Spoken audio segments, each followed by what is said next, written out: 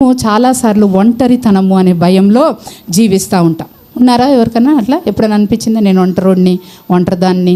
చెప్పర్లేండి, చెప్పొద్దు కూడా.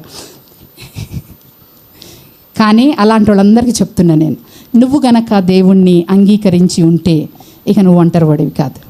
మనుషులు నిన్ను ఈ లోకంలో ఒక్కలుగా ఉంచొచ్చేమో, ఒంటరిగా చేయొచ్చేమో, కానీ కనపడని దేవుడు నీతో ఉన్నాడు. నమ్మిన వాళ్ళందరూ హల్లెలూయా చెప్దామా? నమ్మితే మనందరం కూడా హల్లెలూయా చెప్దాం.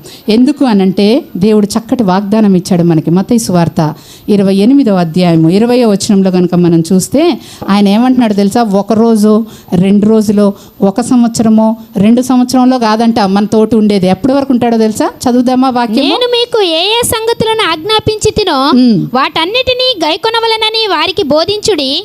ఇదిగో నేను యుగ సమాప్తి వరకు సదాకాలము మీతో కూడా ఉన్నానని వారితో చెప్పాను. ఉంటాడంటండి దేవుడు మనతో. ఎప్పటి వరకు ఉంటాడు?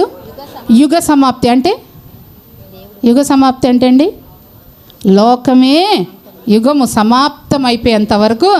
ఎవరన్నా ఈ మాట అన్నారా మీతో?